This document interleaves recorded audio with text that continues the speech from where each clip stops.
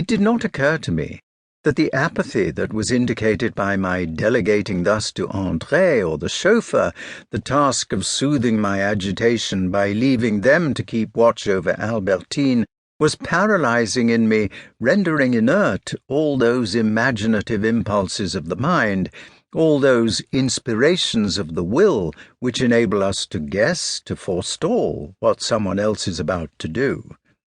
Indeed, the world of possibilities has always been more open to me than that of real events. This helps us to understand the human heart, but we are apt to be taken in by individuals. My jealousy was born of mental images, a form of self-torment not based upon probability. Now, there may occur in the lives of men and of nations, and there was to occur one day in my own life, a moment when we need to have within us a superintendent of police, a clear-sighted diplomat, a master detective, who instead of pondering over the concealed possibilities that extend to all the points of the compass, reasons accurately, says to himself, if Germany announces this, it means that she intends to do something else, not just something in the abstract, but precisely this or that or the other, which she may perhaps have begun already to do. If so-and-so has fled, it is not in the direction A or B or D, but to the point C, and the place to which we must direct our search for him is C. Alas, this faculty, which was not highly developed in me, I allowed to grow slack, to lose its power, to vanish by acquiring the habit of growing calm the moment that other people were engaged in keeping watch on my behalf.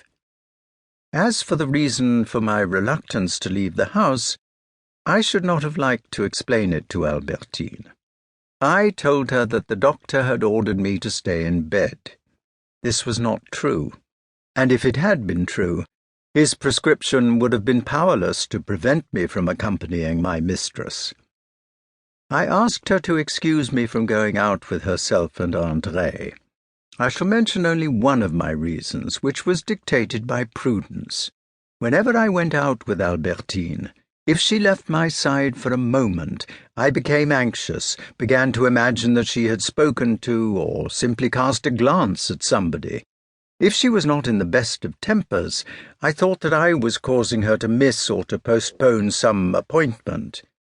Reality is never more than an allurement to an unknown element in quest of which we can never progress very far. It is better not to know, to think as little as possible, not to feed our jealousy with the slightest concrete detail. Unfortunately, even when we eliminate the outward life, incidents are created by the inward life also. Though I held aloof from Albertine's expeditions, the random course of my solitary reflections furnished me at times with those tiny fragments of the truth which attract to themselves like a magnet an inkling of the unknown, which from that moment becomes painful. Even if we live in a hermetically sealed compartment, associations of ideas, memories, continue to act upon us. But these internal shocks did not occur immediately.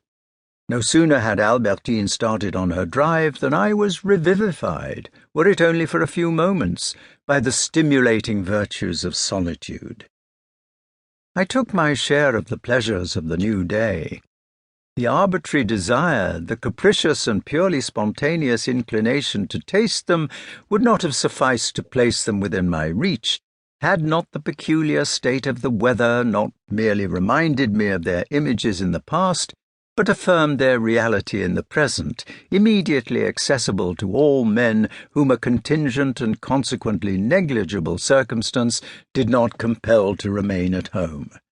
On certain fine days the weather was so cold, one was in such full communication with the street, that it seemed as though a breach had been made in the outer walls of the house, and whenever a tram-car passed, the sound of its bell throbbed like that of a silver knife striking a wall of glass.